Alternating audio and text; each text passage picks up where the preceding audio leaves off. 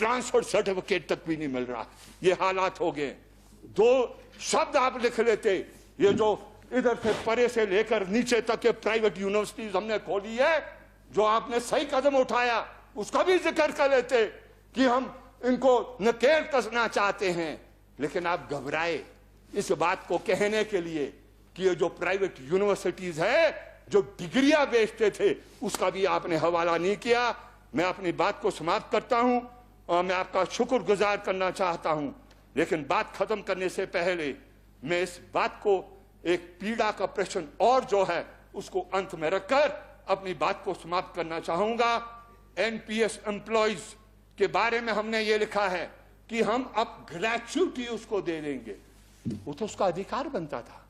और ये बेचारी महिला घुमारवी की रहने वाली है, इनके पति महोदय की मृत्यु हुई, उसकी जगह उनको नौकरी मिली, वो बेचारी वो खुद मर गई। आज बच्चे हैं, अप्लाई किया है रोजगार के लिए, लेकिन रोजगार मिलता नहीं है।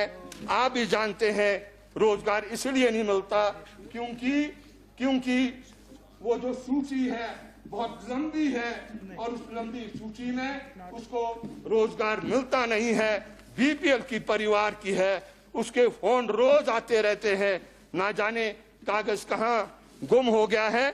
लेकिन मैं आपके पास भी उस कागज को पेश कर दूंगा।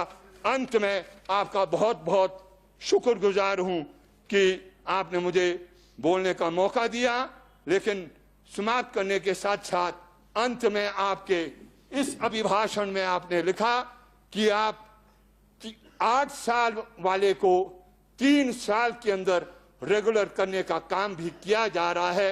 सिर्फ वो तिथि 31 मार्च से 30 सितंबर को बदली है। मैं आपको याद दिला दूं कि वो आपकी कमिटमेंट है। 2 साल भी आपने कहीं लिखे हैं जो विजन डॉक्यूमेंट है, लेकिन अभी एक सेक्शन ऐसा भी बच गया है जो 8 साल में कॉन्ट्रैक्ट में ही रहता है। वो जो पुलिस का कर्मी है वो है, और ये कोरोना वॉरियर में आते हैं, ये उनके साथ भी आते हैं जो आंगनवाड़ी रही है, मिड डे मील वाले रहे हैं, आशा वर्कर रहे हैं। उन सब के लिए मैं समझता हूं कुछ ना कुछ आपकी सरकार को जो उसके कार्य रहे हैं उसके मुताबिक देना चाहिए था। इसमें उसका जिक्र उस रूप में होना चाहिए था। इतनी बात को कहकर मैं आपका बहुत बहुत धन्यवादी हूं कि आपने मुझे बोलने का मौका दिया। अंत में इतना जरूर कहूंगा, इस विवाद को हल करो। अगर इसको हल नहीं